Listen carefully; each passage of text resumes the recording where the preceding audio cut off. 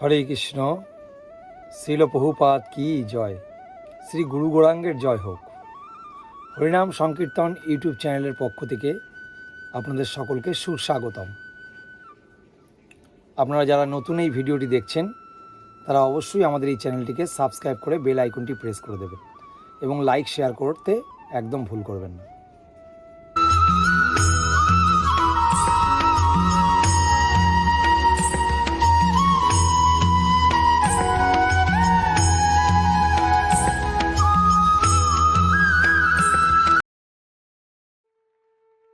হরে কৃষ্ণ।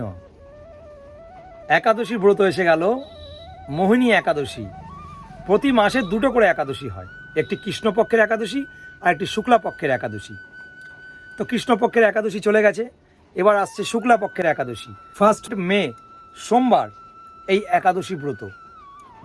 এই একাদশীর মাহাত্ম্য কথা কুর্ম পুরাণে বর্ণিত আছে। তো আপনারা যারা আমিষ গ্রহণ করেন তারা দশমীর দিন, একাদশীর দিন, দ্বাদশীর দিন, এই 3 দিন কোনো রকম আমিষ গ্রহণ করা যাবে না। দশমীর দিন আপনারা সংযম করবেন, অর্থাৎ নিরামিষ আহার করে পারলে ভগবানকে ভোগ লাগিয়ে প্রসাদ পাবেন। দশমীর দিন আপনারা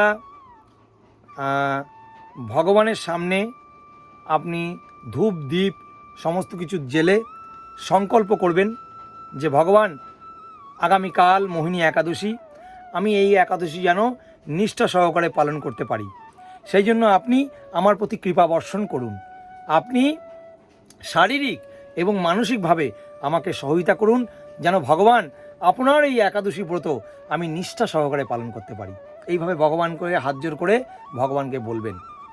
আর যারা বলতে পারেন, যারা যাদের সামর্থ্য আছে, যারা উচ্চারণ করতে পারেন সংস্কৃত, তারা এই সংকল্প একটি মন্ত্র আছে, তারা এই মন্ত্রটি সংকল্প করবেন। একাদশং নিরাহারা স্থিতি অহম অপরিহানি ভোক্সামি পুণ্ডরীকাক্ষ শরণং মে ভবা উচ্যুত। অর্থাৎ হে পুণ্ডরীকাক্ষ, হে অচ্যুত, আমি এই একাদশীতে উপবাস করে পরদিন আহার করব, আপনি আমার প্রতি শরণাস্থন হন। এইভাবে এই মন্ত্রটি 3 বার পাঠ করে ভগবানের সামনে সংকল্প করবেন। একাদশীর দিন খুব সকালে ব্রহ্ম মুহূর্তে ঘুম থেকে উঠবেন। ব্রহ্ম মুহূর্ত মানে সূর্য উদয়ের 1 ঘন্টা 36 মিনিট পূর্বে হচ্ছে ব্রহ্ম মুহূর্ত। এই ব্রহ্ম মুহূর্ততে আপনারা ঘুম থেকে উঠবেন, উঠে প্রাতঃক্রিয়া সেরে স্নানাদি সেরে আপনারা যদি আপনার কোনো পার্শ্ববর্তী স্থানে গঙ্গা থাকে খুবই উত্তম, তাহলে গঙ্গা স্নান করবেন, বা পুষ্করিণী জলাশয় থাকলে স্নান করবেন। যদি না থাকে আপনার গৃহে যেই স্নানাগারটি আছে সেইখানে আপনি জলকে হাতে করে নিয়ে আপনার জলাশয়ের সামনে গঙ্গা গঙ্গা 3 বার বলে এই মন্ত্রটি উচ্চারণ করে আপনারা নিজে স্নান করবেন। আপনাদের স্নানাগারের সামনে স্নান করে শুদ্ধ পরিষ্কার বস্ত্র পরিধান করে আপনারা ভগবানের সামনে মঙ্গল আরতি করবেন। ধীপ ধূপ জেলে সুন্দর করে আপনারা মঙ্গল আরতি করবেন ভগবানের সামনে। মঙ্গল আরতি করবার পরে হরিনাম জপ করবেন। যারা ইসকনের সমস্ত ভক্তরা আছেন তারা 16 মালা তো অবশ্যই করবেন। এই দিন অত্যাধিক বেশি করে এক্সট্রা জপ করবেন, মালায় জপ করবেন এক্সট্রা। আর আপনারা যারা আমিষ গ্রহণ করেন তারাও বেশি করে জপ করবার চেষ্টা করবেন, মালায় জপ করবার চেষ্টা করবেন। আমাদের মালা যদি আপনাদের না থাকে আমাদেরকে ফোন নাম্বার যাচ্ছে ওখান স্ক্রিন থেকে, সেখানে ফোন করবেন। সেই নাম্বারে আমাদের মন্দিরে আসলেও আপনারা মালা সংগ্রহ করতে পারেন। তাহলে সেই মালায়, জপথলির মালায় আপনারা বেশি করে জপ করবেন। হরে কৃষ্ণ কৃষ্ণ কৃষ্ণ হরে হরে, হরে রাম রাম রাম হরে হরে। এই মহামন্ত্রটি 16 নাম 32 অক্ষর, এই মহামন্ত্রটি কলিযুগের যুগ ধর্ম। এই চৈতন্য মহাপ্রভু স্বয়ং গোলক বৃন্দাবন থেকে নিয়ে এসেছিল। গোলকেরও প্রেমধন হরিনাম সংকীর্তন। মহাপ্রভু গোলক বৃন্দাবন থেকে এই নাম নিয়ে এসেছিলেন আমাদের মতন পতিত জীবদের উদ্ধার করবার জন্য। অর্থাৎ এই একাদশীর দিনে আপনি বেশি করে এই হরিনাম জপ করবেন, গ্রন্থ পড়বেন, শ্রীমদ্ ভগবদ গীতা যথাযথ পড়বেন, যেটি শিল প্রভুপাদের লেখা। বাজারে অনেক রকম গীতা পাওয়া যায়, হ্যাঁ, বড় বড় পণ্ডিত সমস্ত গীতা রচনা করেছেন, হাজার হাজার শ্লোক তাদের মুখের মধ্যে মুখস্থ, কিন্তু সমস্ত তাৎপর্য তাদের মন গড়া আলোচনা করা থাকে তাদের তাৎপর্যের মধ্যে।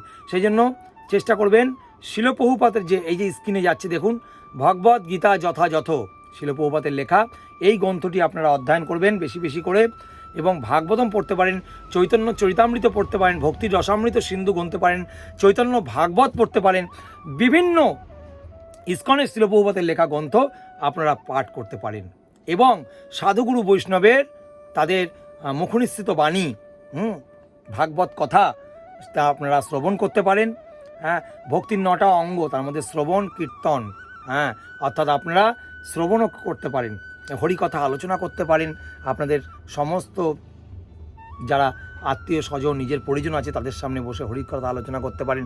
অর্থাৎ সারাটা দিন সকাল থেকে রাত পর্যন্ত কৃষ্ণ চেতনায়, কৃষ্ণ চেতনায় থাকতে হবে, কৃষ্ণ চেতনায় থাকতে হবে, এইভাবে দিনটি অতিবাহিত করতে হবে।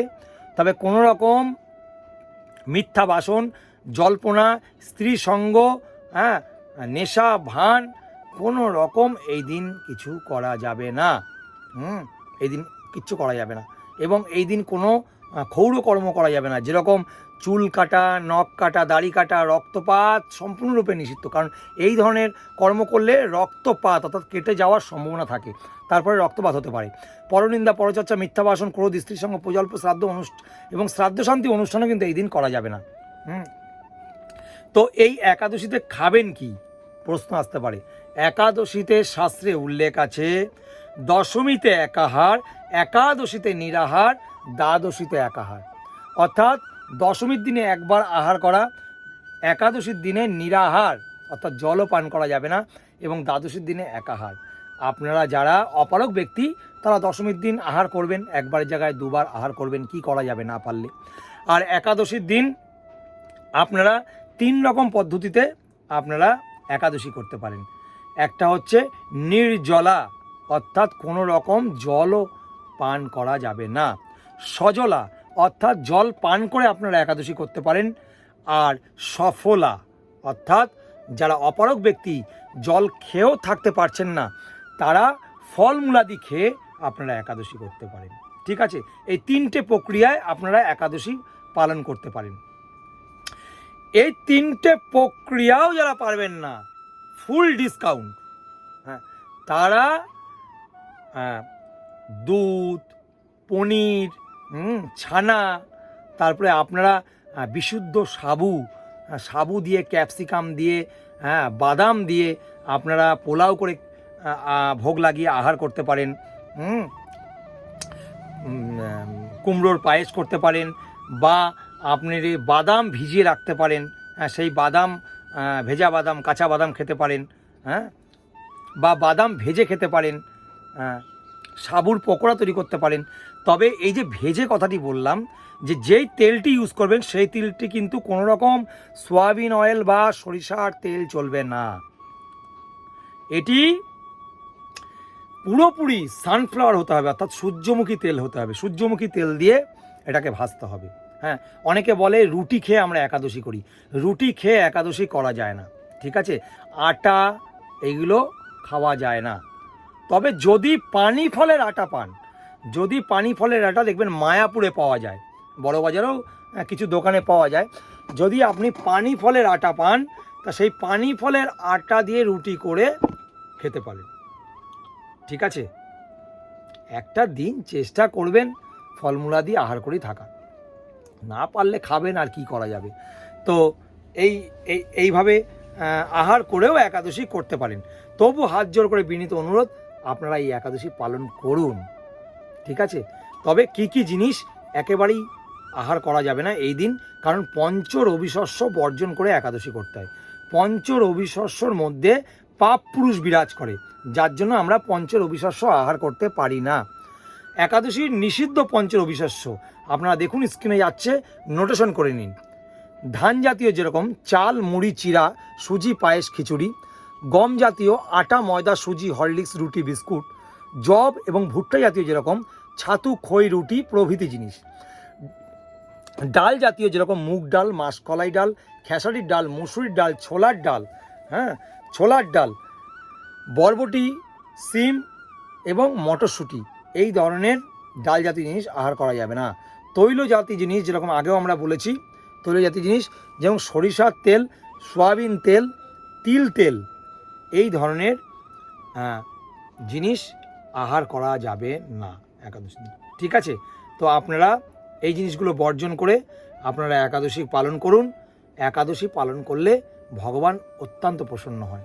ঠিক আছে, তো এইভাবে আপনারা এইগুলো পালন করে একাদশী, আমরা আসব একাদশী মাহাত্ম্যর কথা। কে এই একাদশী পালন করেছিল, বা কেনই এই একাদশী পালন করেছিল? আমরা যে সমস্ত রকমের পাপ করছি, জানতে অজান্তে সব ধরনের পাপ এই একাদশী পালন করলে সমস্ত পাপ দূরীভূত হয়ে যায়। তাই আপনারা আসুন, আপনারা এসে এই একাদশী পালন করুন, এই নিষ্ঠা সহকারে একাদশী পালন করুন। এই একাদশীটি কুর্ম পুরাণে বর্ণিত আছে। মহারাজ যুধিষ্ঠির ভগবান শ্রীকৃষ্ণকে জিজ্ঞাসা করলেন, হে জনার্দন, বৈশাখ মাসের এই শুক্লাপক্ষের একাদশী কি, তার ফল কি, তার বিধি কি, এ সকল কথা আপনি আমাকে বর্ণনা করুন। উত্তরে ভগবান শ্রীকৃষ্ণ বললেন, হে ধর্মপুত্র, আপনি আমাকে যে প্রশ্ন করেছিলেন, পূর্বে রামচন্দ্র তার গুরুদেব বৈশিষ্ট্য মুনিকে এই প্রশ্ন করেছিল। হ্যাঁ, একই প্রশ্ন করেছিল। তিনি জিজ্ঞাসা করেছিল, হে মুনিবর, আমি জনকনন্দিনী সীতার বিরহ জনিত কারণে বহু কষ্ট দুঃখ পাচ্ছি, তাই একটি উত্তম ব্রতের কথা আপনি আমাকে কৃপা করে বলুন, যার দ্বারা সমস্ত ক্ষয় দুঃখ সর্ববিনষ্ট হয়ে যায়। সেই কথা শুনে তার গুরুদেব বৈশিষ্ট্য মুনি অত্যন্ত কৃপা বর্ষণ করে ভগবান রামচন্দ্রকে তখন বললেন যে তুমি উত্তম প্রশ্ন করেছো। যদিও তোমার এই নাম গ্রহণেই এই ত্রিলোকের সমস্ত মানুষ পবিত্র হয়ে যায়, তবুও এই জগতের এই পতিত জীবদের উদ্ধার করবার জন্য, তাদেরকে শিক্ষা দেবার জন্য এই পবিত্র পাপ ও ক্ষয়কারী সর্বদুঃখ বিনাশিনী এই একাদশীর কথা আমি তোমাকে বর্ণনা করছি, এবং এই একাদশীর মহিমা তুমি শ্রবণ করো। এই কথা শ্রবণ করার মাত্রেই সমস্ত পাপ বিনষ্ট হয়ে যাবে। তখন এই বৈশিষ্ট্যমণি ভগবান রামচন্দ্রকে এই একাদশীর মাহাত্ম্য বর্ণনা করা শুরু করলেন। তখন বললেন যে পবিত্র সরস্বতী নদীর তীরে ভদ্রাবতী নামে এক সুশোভনা নগরী ছিল। চন্দ্রবংশজাত ধৃতিমান নামে এক রাজা সেখানে রাজত্ব করতেন। সেই নগরীতে ধনপাল নামে এক বৈশ্য বাস করতেন। তিনি ছিলেন পূর্ণকর্মা সমৃদ্ধশালী ব্যক্তি। তিনি নলকূপ, জলাশয়, উদ্যান, মঠ, গৃহ সমস্ত কিছু তিনি নির্মাণ করে দিতেন। তিনি ছিল বিষ্ণু ভক্তি পরায়ণ, শান্ত প্রকৃতির মানুষ, এবং তার 5টি পুত্র ছিল। সুমনা, দ্রুতিমান, মেধাবী, সুকৃতি ও ধৃষ্ট বুদ্ধি নামে তার 5 জন পুত্র ছিল। এই 5টি পুত্রের মধ্যে পঞ্চম পুত্রের নাম ছিল ধৃষ্ট বুদ্ধি। তিনি ছিল পাপিষ্ঠ, অত্যন্ত দুরাচারী। সমস্ত পাপে তিনি লিপ্ত থাকত। পরস্ত্রীর সঙ্গে সঙ্গম করতেন। তিনি বেশ্যাসক্ত, লম্পট, দ্রুতক্রিয়া, মানে সমস্ত পাপে তিনি লিপ্ত ছিলেন। তিনি অত্যন্ত নাস্তিক ছিলেন। তিনি ব্রাহ্মণ ও পিতামাতার সেবায় তার একেবারেই মতি ছিল না। সে অন্যায় কাজে রত এবং দুষ্ট স্বভাব ও ধন ক্ষয়কারী ছিল। তার সমস্ত পিতার যত ধন সম্পত্তি আছে তিনি এই বেশ্যাবৃত্তি করে, এই বেশ্যা সঙ্গ করে সমস্ত তিনি ধন নষ্ট করে ফেলতেন। এবং তিনি সবসময় সে অভক্ষ ভক্ষণ ও সুরাপানে মত্ত থাকতো। তার পিতার নাম এই ধনপাল একদিন রাস্তা দিয়ে হাঁটছিলেন, পথে চলছিলেন, এবং হঠাৎ তিনি দেখতে পেলেন তার এই কনিষ্ঠ পুত্র দৃষ্টবুদ্ধি নীলজ্জর মতো এক বেশ্যার কাঁধে হাত দিয়ে তিনি চৌরাস্তার ধার দিয়ে তিনি হেঁটে যাচ্ছেন, নিঃসংকোচে হেঁটে যাচ্ছেন। তার পিতা এই তার পুত্রের ক্রিয়া দেখে তিনি অত্যন্ত লজ্জিত এবং সে মহিমান্বিত হলো, মর্মান্ত হলো। এই কুস্বভাব দর্শনে তিনি ক্রুদ্ধ হয়ে গেলেন এবং তিনি তার পুত্রকে গৃহ থেকে বার করে দিলেন। এবং যখন তার পুত্রকে গৃহ থেকে বার করে দিলেন, তখন তার আত্মীয় স্বজনও তাকে পরিত্যাগ করলো। সে তখন নিজের অলঙ্কার আদি যা ছিল, তার ধন দৌলত সমস্ত কিছু সিনে বিক্রি করে এই দ্রুত ক্রিয়া বেশ্যাবৃত্তিতে লিপ্ত ছিল, অবৈধ সঙ্গ তার লিপ্ত ছিল। তিনি এইভাবে তার পয়সা সমস্ত নষ্ট করে ফেলল। এবং নষ্ট করার পরে তার স্বাভাবিকভাবে তার অর্থ অভাব দেখা দিল। এবং যখন সেই অর্থ অভাব দেখা দিল, এই দেখে সমস্ত বেশ্যারাও তাকে পরিত্যাগ করলো।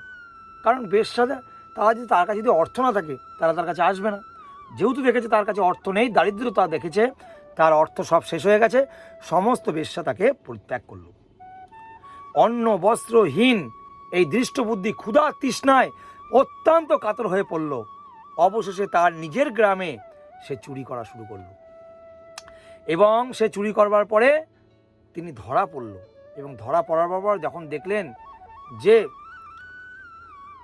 এই ধনপালের তার পুত্র তার পিতার সম্মানের জন্য তার এই পুত্রকে ছেড়ে দিল, একবার দুবার তিনবার তিনি একের পর এক ধরা পড়ল।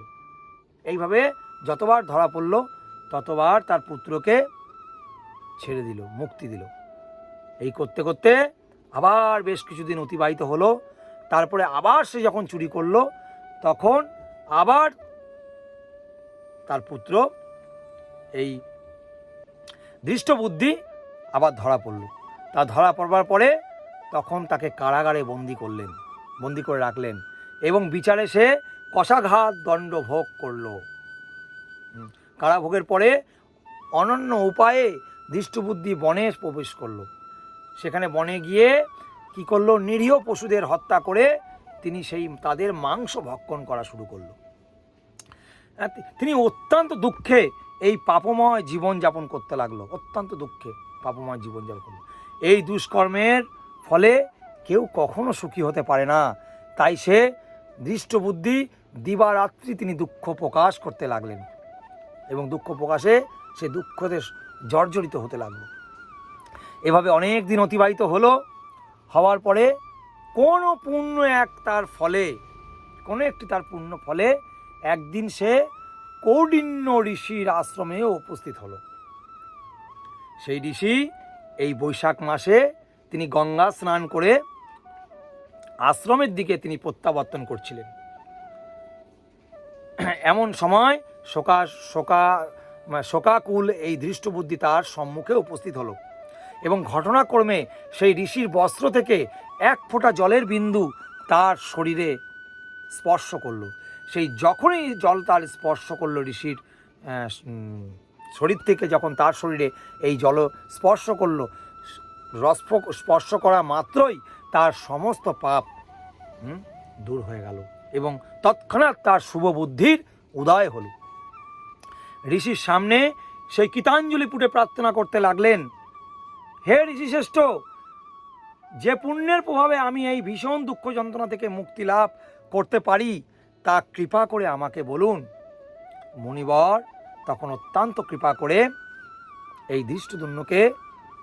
দৃষ্ট বুদ্ধিকে বলতে লাগলেন, বৈশাখ মাসের শুক্লা পক্ষের মোহিনী নামে যে প্রসিদ্ধ একাদশী ব্রত আছে, তুমি সেই ব্রত পালন করো। এই ব্রতের ফলে মানুষের বহু জন্মাজন্মিতে পর্বত সমান পাপ ও রাশি ক্ষয় হয়ে সমস্ত বিনষ্ট হয়ে যায়। হ্যাঁ, মহামুনি বৈশিষ্ট্য বললেন, কৌটিন্য ঋষির উপদেশ শ্রবণ করে প্রসন্ন চিত্তে এই দৃষ্ট বুদ্ধি সেই ব্রত পালন করল।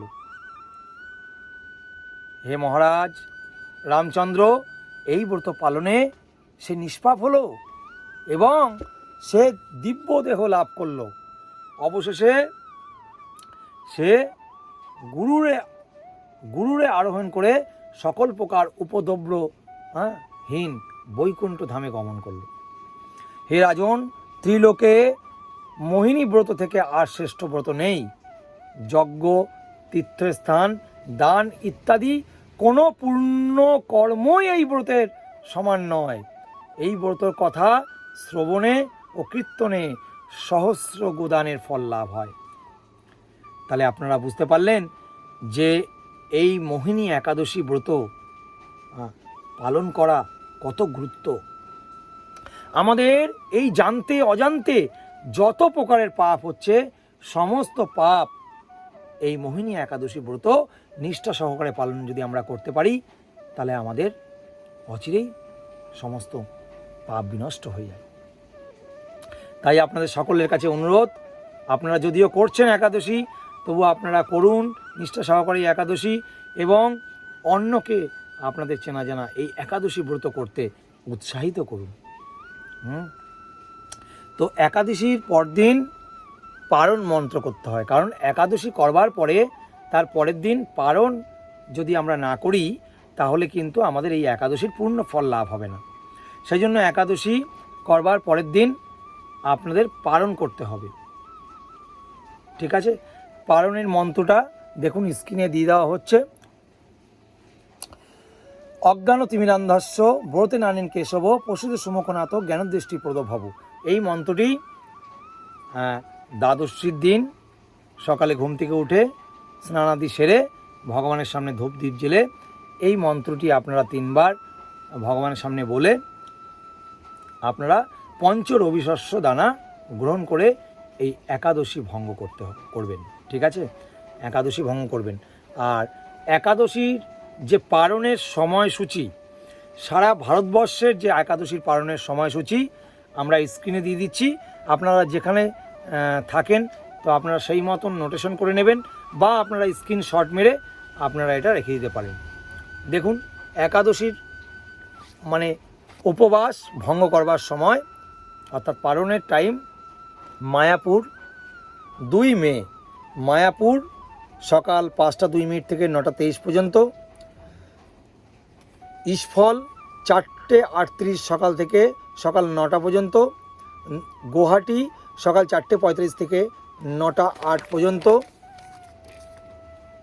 কলকাতা সকাল 5টা 3 থেকে 9টা 23 পর্যন্ত, ভুবনেশ্বর সকাল 5টা 16 থেকে 9টা 34 পর্যন্ত, পাটনা 5টা 12 থেকে 9টা 35 পর্যন্ত, কাঠমান্ডু 5টা 23 থেকে 9টা 48 পর্যন্ত, চেন্নাই 5টা 47 থেকে 9টা 59 মিনিট পর্যন্ত, নাগপুর 5টা 42 থেকে 10টা 1 মিনিট পর্যন্ত, বৃন্দাবন 5টা 39 মিনিট থেকে 10টা 4 পর্যন্ত, নিউ দিল্লি 5টা 40 থেকে 10টা 5 পর্যন্ত, হায়দ্রাবাদ 5টা 49 থেকে 10টা 5 পর্যন্ত, ত্রিবাদ্রম সকাল 6টা 6 থেকে 10টা 15 পর্যন্ত, কলম্বো সকাল 5টা 56 থেকে 10টা 4 পর্যন্ত, ব্যাঙ্গালোর সকাল 5টা 58 থেকে 10টা 10 পর্যন্ত এবং মুম্বাই সকাল 6টা 10 থেকে সকাল 10টা 27 পর্যন্ত, আহমেদাবাদ সকাল 6টা 6 থেকে সকাল 10টা 26 পর্যন্ত, উধমপুর সকাল 5টা 41 থেকে 10টা 11 মিনিট পর্যন্ত। তাহলে আপনারা সমস্ত এই সারা ভারতবর্ষের সমস্ত জায়গার আপনারা একাদশীর এই পালনের সময়সূচি আপনারা পেলেন। এই পালনের সময়সূচি অনুযায়ী আপনারা নিজ নিজ স্থানে আপনারা এই একাদশীটি ভঙ্গ করে অর্থাৎ পঞ্চরবিশেষ্য দানা গ্রহণ করে একাদশীটি ভঙ্গ করবেন। ঠিক আছে, তো আপনারা সকলেই একাদশী ব্রত পালন করুন।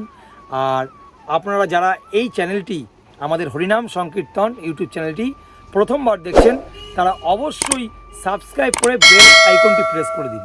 কেননা বেল আইকনটি প্রেস করে দিলে আমাদের এই হরিনাম সংকীর্তন ইউটিউব চ্যানেলের পক্ষ থেকে যখনই ভিডিও আপলোড করা হবে সর্বপ্রথমে আপনার কাছে এই নোটিফিকেশন যাবে।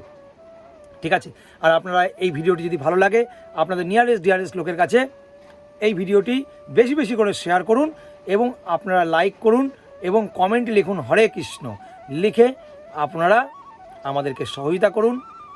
ঠিক আছে, তো আজকে আর বিলম্ব করব না, তো আমরা আজকের এই ভিডিওটি এখানেই আমরা বিশ্রাম দিচ্ছি।